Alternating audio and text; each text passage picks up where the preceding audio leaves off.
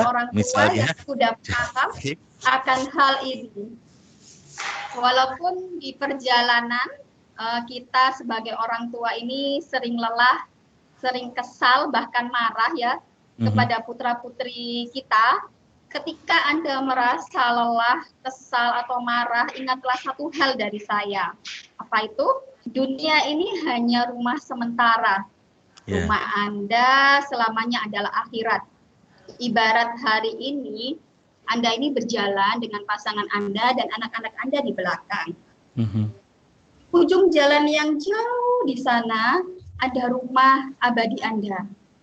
Apa sih yang ingin Anda berikan, sahabat Sonora, sepanjang perjalanan kita selama Anda mampu menemaninya? Harta kekayaan? Boleh. Namun harta itu bisa habis, sahabat Sonora. Bagaimana dengan pendidikan? Pendidikan itu sudah sangat penting, tapi ada loh anak yang sudah memiliki pendidikan tinggi, namun dia etika dengan orang tuanya tidak baik. Karena merasa udah jadi bos, udah jadi orang yang terkenal dengan titelnya seabrek, dia mampu berdebat dengan orang tuanya hanya untuk urusan sepele. Hanya ingin memenangkan egonya. Ada ya yang seperti itu, sahabat Sonora. Jadi apa sih yang harus kita lakukan, kita berikan kepada putra-putri kita sepanjang perjalanan ini saat kita mampu menemaninya? Yang pertama adalah kenalkan mereka dengan Tuhan dan Rasul-Nya. Bagaimana cara mencintai dan dicintai Tuhan dan Rasul-Nya. Ketika putra-putri sudah mengenal, sudah tahu ilmunya, mencintai Tuhan, mencintai Rasul-Nya, dan mengerti ajaran agamanya, saya yakin mereka akan berjalan dengan jalan yang lurus. Karena apa? Karena Tuhan ini menciptakan semua ini dengan kebaikan. Di dalam kehidupan ini, Tuhan sudah merencanakan sesuatu hal dengan baik. Dan di dalam ilmunya Allah, di dalam Al-Quran sendiri, sudah sempurna, sudah komplit itu. Mau belajar apapun di sana itu ada. Al-Quran mengajarkan tentang harta dan kekayaan, pendidikan. Rumah ini adalah madrasah untuk putra-putri sahabat Sonora, dan ibu adalah guru yang terbaik buat putra-putri kita. Apalagi akhlak. Al-Quran ini diwahyukan kepada Nabi Muhammad SAW sebagai petunjuk bagi umat muslim agar menjadikan Al-Quran ini sebagai pedoman berakhlak dan dalam menjalani kehidupan di dunia. Baik. Tentu hal yang tidak mudah untuk hal ini dipahami oleh setiap orang tua, bahwa sekali lagi jabatan menjadi orang tua itu adalah jabatan seumur hidup. Kadangkala kita seperti yang tadi saya prolog di depan, baik Bu Titis dan juga Bu Nuri, saking sudah terlalu biasanya menganggap itu hal yang alami. Kalau saya berkeluarga, saya punya anak, ya pasti saya menjadi orang tua gitu ya. Cuma esensinya sebagai orang tua itu konsekuensinya harus bagaimana terhadap anak dan juga posisinya yang sudah mendapatkan jabatan orang tua itu tidak semua orang tua tahu. Banyak kasus nih Bu Titis dan juga Bu Nuri ya yang terjadi ketika para orang tua tidak memahami tentang kondisi bahwa dia berstatus sebagai orang tua dalam kehidupan si anak ya untuk seumur hidupnya. Banyak orang tua dalam kasus ini tidak sayang dan tidak menginginkan kelahiran si anak gitu ya. Terlepas dari alasan apa yang melatar belakanginya. Nah, apakah ada tahapan sebelumnya atau sesudahnya setelah kita memahami jabatan kita seumur hidup menjadi orang tua, ternyata juga tidak bisa dilepaskan dari kendala memaafkan masa lalu terhadap apa yang terjadi dalam diri kita. Nah, saya sebelum ke Bu Titis, mungkin Bu Nuri ini bisa menjelaskan kembali apa korelasinya setelah kita paham bahwa kita menjadi orang tua seumur hidup, kita harus punya kemampuan juga untuk memaafkan diri kita terhadap kondisi masa lalu kita. Nah, apa ini korelasinya, Bu Nuri?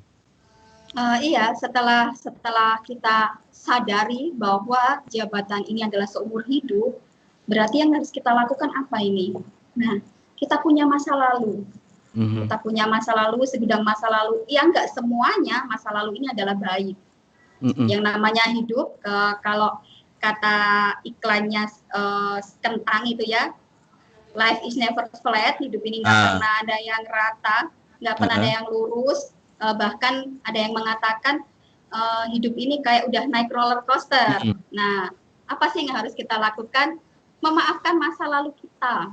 Sebelum masuk menjadi orang tua ini, memaafkan masa lalu kita. Kenapa ini penting? Karena banyak dari kita mendapatkan masa lalu yang tidak menyenangkan dengan orang tua. Mungkin sahabat Sonora pun pernah mengalaminya. Memiliki hubungan, kedekatan orang tua, anak, atau antara saudara kandung, atau dengan keluarga besar, itu kurang mendukung, kurang harmonis. Hubungan orang tua seperti apa sih yang tidak baik atau tidak harmonis ini? Yang membuat masa lalu ini menjadi suram atau menjadi tidak baik. Yaitu pertama ini adalah simple ya. Antara orang tua sama anak ini banyak tidak saling tegur sapa. Apa ada? Ada. Iya, orang tua saking sibuknya dengan pekerjaannya, berangkat pagi, pulang malam, dari hari Senin, menjelang hari Senin lagi, sikap acuhnya kepada anaknya, dikiranya anak ini udah besar, udah remaja, udah nggak butuh diperhatikan, karena dia nggak perlu disuapin lagi, nggak perlu disiapkan air mandinya. Nah, akhirnya ada sikap acuh tak acuh, ada tidak saling tegur sapa, bagaimana kabar Mona, tidak mengkualitaskan pertemuan antara orang tua dan anak yang sangat benar-benar minim waktu. Ingatlah sahabat Sonora ya, jiwa anak walaupun dia udah gede, udah besar, ini tetap butuh asupan kasih sayang, tetap butuh asupan yang namanya perhatian. Dan yang lain adalah tidak adil dengan saudara lainnya. Nah, ini sering sekali terjadi, bahkan dulu saya juga pernah mengalaminya. Terkadang orang tua ini yang memiliki anak yang lebih dari satu, dengan keterbatasan pengetahuannya, mereka sering kesulitan membagi rasa sayang, rasa adilnya. Sehingga bila terjadi konflik antara anak dengan orang tua, terkadang langsung adjustment kepada anak yang terlihat bersalah. Tanpa mendengar duduk permasalahan dan tanpa mendengar dari kedua belah pihak. Malah banyak yang terjadi hukumnya ini di dalam keluarga. Kakak itu harus dihormati, apapun bentuknya kakakmu harus dihormati. Nah, adik itu harus mengalah, apapun itu. Padahal mengalah, menyayangi, menghormati itu tentunya harus fleksibel. Harus mampu melihat situasi, kondisi, dan permasalahan yang seperti apa. Hal-hal seperti itu membuat hubungan anak dan orang tua ini tidak harmonis. Ketika anak remaja, usia anak di atas 12 tahun, pikiran alam bawah sadarnya sudah terbentuk, dan mereka sudah mulai menemukan pola-pola tingkah laku yang di dalam hidupnya dia lihat, dia rasa, dan dia dengarkan. Maka ketika dia sudah menganjak remaja, ada ledakan emosional. Ledakan emosional ini ada dua arah. Yang positif, mengarahkan dia ke hal yang lebih baik gitu ya Bu Nuri ya? Atau justru mungkin akan menjadi beban. Baik, saya beralih ke Bu Titis ya, Bu Titis. Bu Titis, dari apa yang disampaikan Bu Nuri tadi, poinnya itu ada 3. Ketika kita ingin mengkondisikan anak kita itu menjadi sebuah masterpiece Tuhan, ya. Jangan terlalu menuntut anak, tetapi ya orang tuanya juga harus menyiapkan diri juga sebagai pembentuk masterpiece itu gitu ya.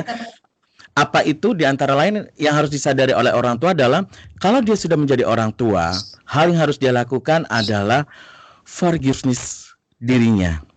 Maafkan dirinya sehingga itu akan memberikan energi positif ketika dia memberikan services, pelayanan kepada anak-anaknya gitu ya. Kemudian yang paling penting adalah good relationship.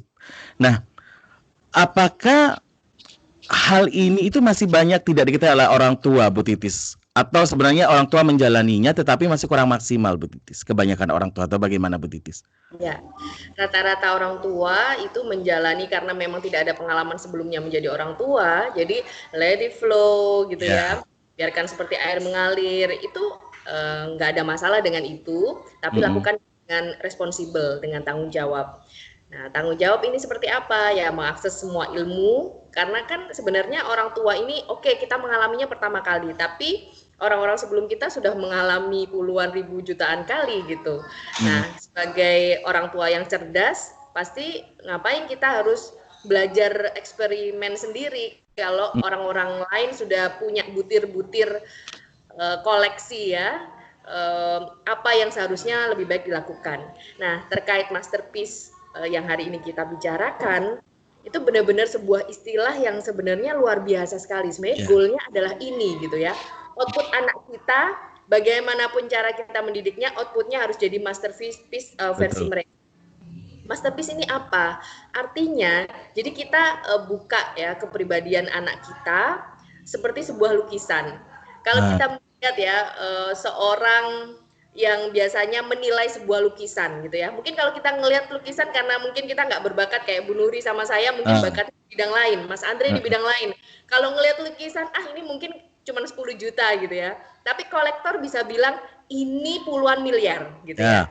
Padahal bentuknya nggak jelas juga ya, cuma garis naik turun. Jelas juga.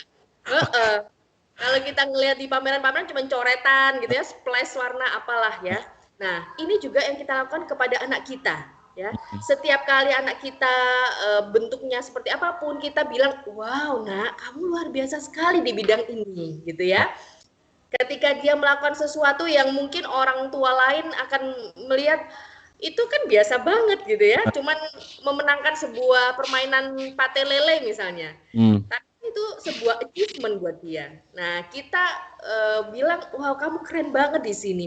Apa ya yang bikin kamu keren ini? Ini mah aku tuh bisa loh ngelihat sesuatu dari jarak jauh itu dengan tepat. Nah, itu yang harusnya kita temukan di lukisan anak kita. Jadi tugas kita sebagai orang tua adalah apapun bentuk anak kita itu menemukan sisi masternya. Kita baru paham nih, sahabat Sonora ya. Jadi kalau kita berbicara tentang topik anak adalah masterpiece Tuhan, ini bukan masterpiece yang distandarkan ya. Setiap orang tua harus sewama anaknya semua berprestasi dan masterpiece. Setiap anak itu punya potensi, setiap anak itu punya bakat yang dititipkan oleh Tuhan ya. Punya modal ketika dia lahir yang dititipkan oleh Tuhan, tetapi kadang-kala saat orang tua tidak bisa membaca tentang potensi anak ini, justru modal yang diberikan oleh Tuhan itu tidak semakin terasa, sehingga tidak bisa lebih optimal. Nah, sebenarnya ini juga perlu diajarkan kepada kita semua, Bu Nuri dan juga Bu Titis. Bagaimana caranya, langkah awal yang harus kita lakukan untuk membuat anak bisa menjadi masterpiece versi kita. Apakah kita harus mencari tahu dulu potensi anak ini apa dan bakat ini anak apa atau kesukaannya anak ini apa? Monggo Bu Nuri mungkin bisa menjelaskan.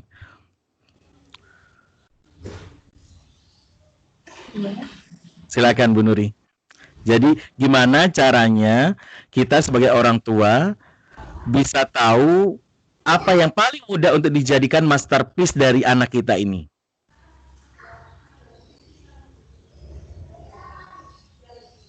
Ya.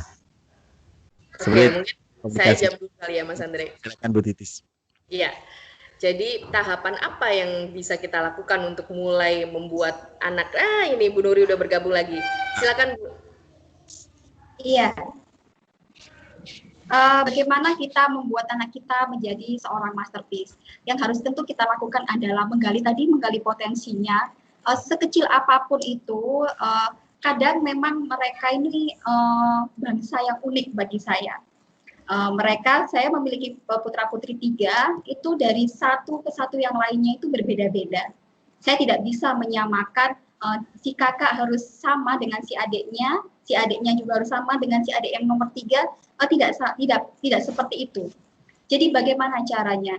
Kita kasih sesuatu hal yang memungkinkan, yaitu menyukai dan melakukan itu tanpa alasan dan bisa mengeksplorkan mengeksplorkan energinya atau mengeksplorkan pikirannya dalam bentuk hal apapun.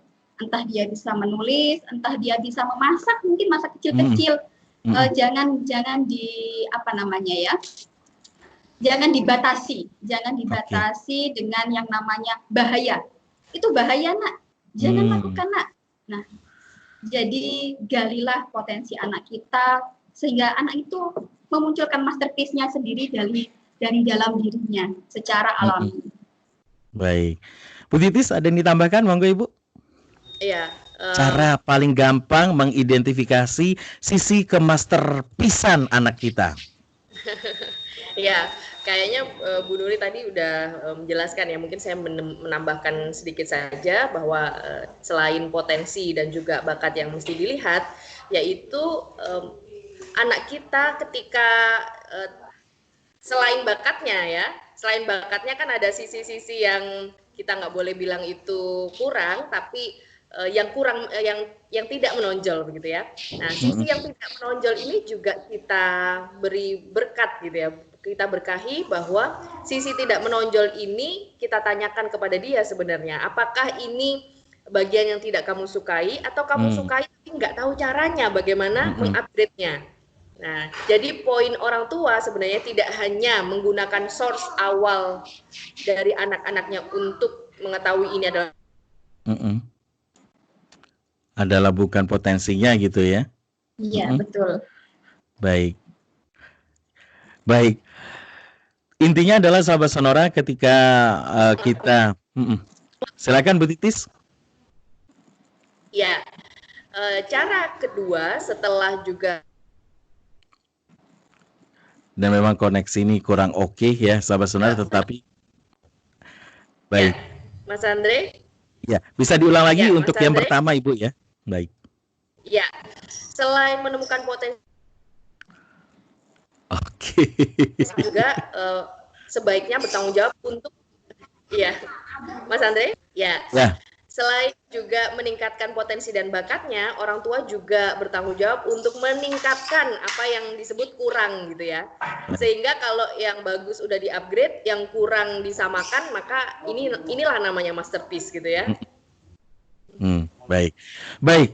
Sahabat Sonora, kadangkala idealisme orang tua untuk membuat anaknya menjadi sebuah masterpiece ini juga tidak gampang. Banyak kondisi orang tua yang masih dipengaruhi oleh cara berpikirnya, dulu aku dibentuk oleh orang tuaku seperti ini. Ya, buktinya aku bisa sukses dan mandiri seperti sekarang. Nah, kayaknya aku juga harus praktekkan juga untuk anakku. Apakah itu relate? Apakah itu direkomendasikan untuk membuat sisi anak kita lebih masterpiece ya? Nanti akan kita bahas di segmen selanjutnya. Baik sahabat Sonora, jangan kemana-mana, tetap terus di program acara Parenting Talk hasil kerjasama Radio Sonora FM 98 Surabaya dengan Talenta Coaching and Training. Dan kembali saya ingatkan sahabat Sonora ya, untuk Anda yang ingin mengenal lebih dekat Talenta Coaching and Training Center, silakan Anda bisa mengakses nomor WhatsApp-nya di 0812 361 88 799 0812 361 88 799. Karena tentu saja untuk Anda yang japri ke nomor WA ini, rekan-rekan dari Talenta Coaching and Training Center akan memberikan free online konsultasi parenting untuk Anda guna para orang tua yang perlu strategi mendidik anak di saat ini yang masih dalam situasi pandemi. Baik, kita akan kembali lagi setelah yang satu ini. 98,0 Radio Sonora FM 98 Surabaya. Masih di program Parenting Talk hasil kerjasama Radio Sonora dengan Talenta Coaching Training Center. Pagi hari ini kita lagi membahas sebuah topik bahasa menarik Sonora ya. Bagaimana anak kita bisa menjadi masterpiece Tuhan. Ini levelnya sudah masterpiece Tuhan loh ya, bukan masterpiece manusia gitu ya. Harapannya seperti itu. Bagaimana cara mewujudkannya? Pasti kita juga bisa melakukannya gitu ya. Di segmen pertama kita tadi sudah membahas bahwa perlu kesadaran pada setiap orang tua bahwa pada dasarnya jabatan menjadi orang tua ini adalah jabatan seumur hidup. Situasi dan masalah apapun yang Anda hadapi dalam perjalanan hidup itu, ingat, ketika ketika Anda merasa lelah menjadi orang tua karena terkait dengan pola komunikasi Anda yang tidak oke dengan anak dan memberikan energi yang buruk bagi Anda harus sadar itu hal yang wajar terjadi. Karena jabatan Anda adalah orang tua seumur hidup, ya. Tidak ada kata Anda langsung Anda kasih kepada suami Anda atau pasangan Anda, ya, aku berhenti menjadi jabatan sebagai ibunya, tolong gantikan. Nggak ada ceritanya kayak gitu, ya. Begitu juga ayahnya, gitu, ya. Kemudian poin kedua yang tadi sempat kita bahas, sahabat Sonora, untuk mewujudkan kita punya titik sadar akan jabatan kita sebagai orang tua yang seumur hidup adalah kita harus memaafkan kondisi kita dulu di masa lalu sebagai forgiveness atas diri kita sendiri agar kita memberikan good service kepada anak kita sehingga anak kita ini punya good relation dengan diri kita sehingga Anda tidak ada bayang-bayang kesalahan di masa lalu yang menjadi penghambat service Anda dan pembentukan relation positif Anda dengan anak Anda. Nah, tadi saya tanyakan kepada narasumber sebelum commercial break adalah kadangkala topik kita mau dibilang idealis, memang idealis karena levelnya sudah masterpiece Tuhan. Tapi kita tadi sudah dipahamkan bahwa setiap orang tua punya sisi masterpiece ala dirinya sendiri-sendiri. Ya, jadi tidak boleh disamaratakan. Poin yang kita tekankan dalam penggunaan istilah masterpiece di sini adalah gali potensi dan kelebihan anak yang tentu saja antara setiap anak dalam keluarga, anak 1, 2, 3 itu pasti berbeda. Gitu ya. Cuma bagaimana cara menggalinya itu menjadi PR dari orang tua. Jadi langkah paling gampang untuk Anda ingin mewujudkan anak menjadi sosok yang masterpiece, gali hal yang paling disukainya.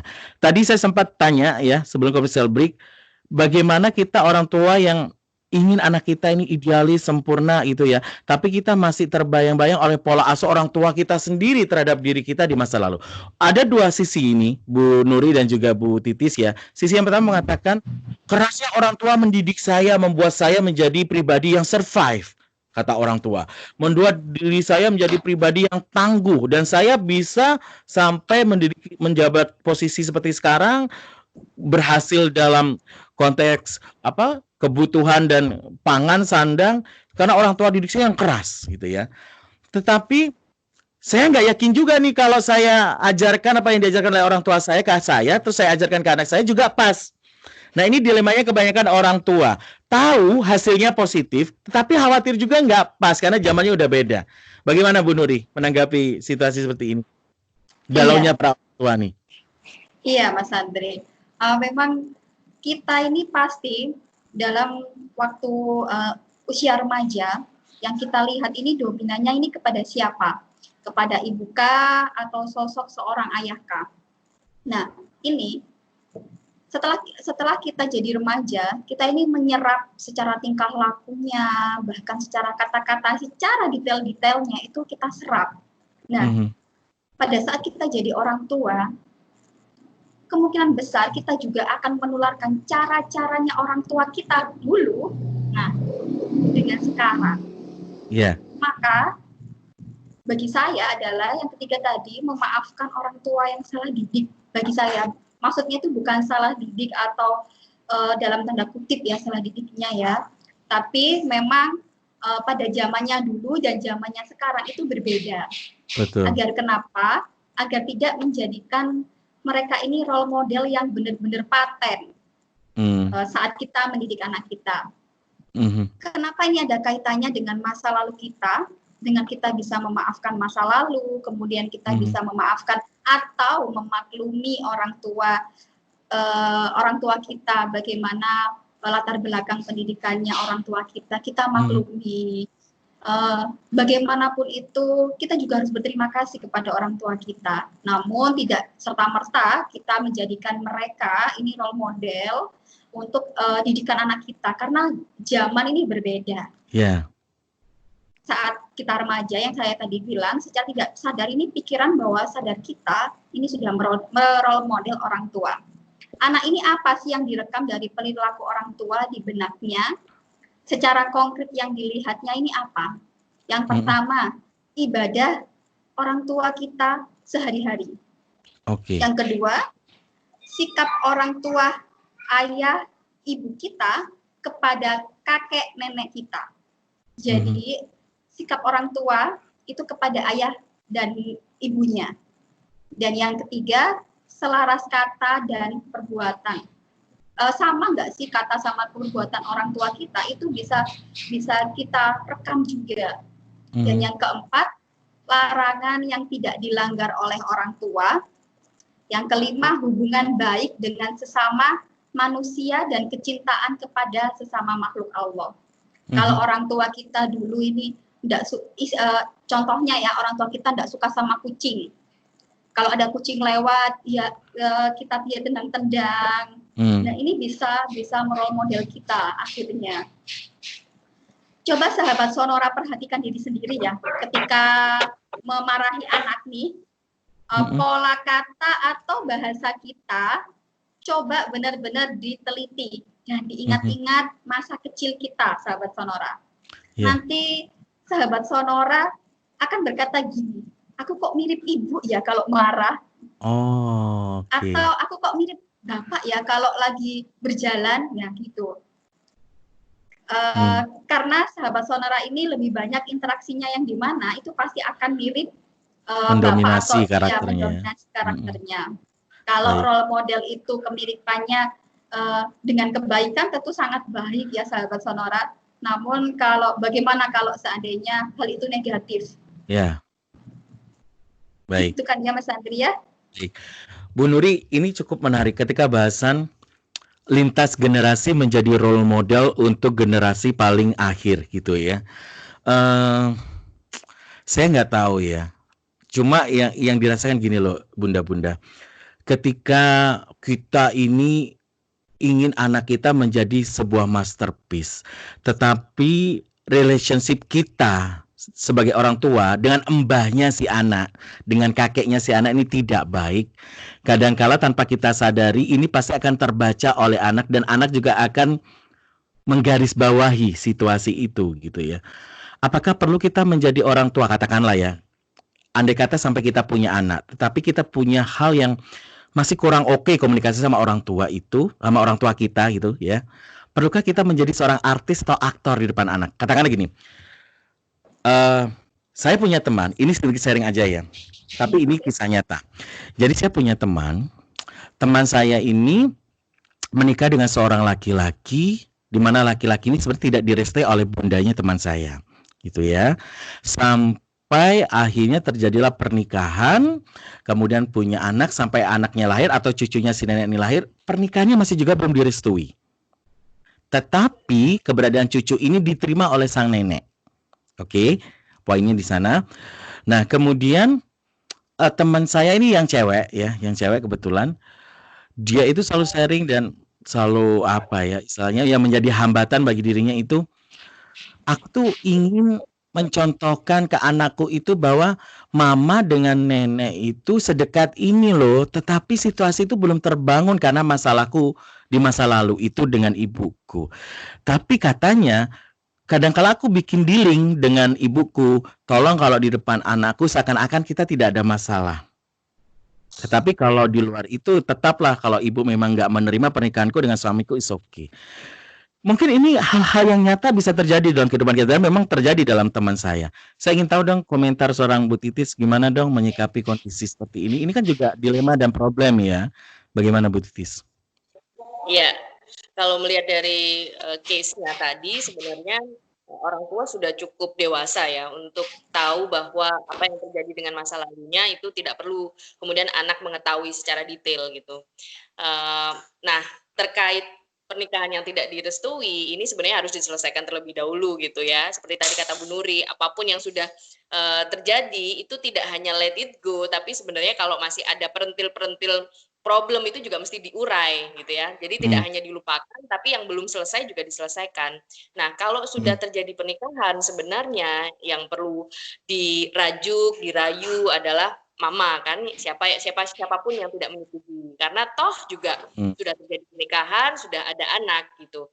Makanya kan kadang orang bilang ya udah kalau emang cinta banget buktikan gitu dengan bertanggung jawab pada pernikahan itu, kemudian rumah tangganya bahagia dan lain-lain. Karena itu sebagai resep jitu untuk menyelesaikan, mengurai orang-orang yang sebenarnya mempertanyakan apakah ini akan berhasil gitu. Jadi buat pernikahan berhasil dulu, kemudian ya itu jadikan sebagai senjata untuk menunjukkan bahwa maafkan kami. Baik. Ya, tentu saja ini kan menjadi kendala yang juga sangat mendasar. Mungkin kalau situasinya seperti cerita teman saya, betul kata Bu Titis, sudah pada dewasa semua cara berpikirnya. Tetapi dalam situasi yang kedua-duanya belum bisa menerima keadaan, sementara dia harus mewujudkan anaknya menjadi seorang masterpiece. Bu Nuri, monggo bisa mengomentari. Bisa menambahkan apa yang Iya, dijelaskan Bu Titis tadi. iya Mas Andri. Betul katanya Bu Titis tadi, saya hanya menambahkan saja. Terkadang saat putra-putri kita ini sudah dewasa, walaupun saya belum punya putra-putri yang sudah menikah ya, dan dengan kondisi sebelumnya saya awalnya kondisinya sama, bukan berarti tidak direstui, tapi ada halangan lain. Namun di sini saya sangat bersyukur kepada ibu saya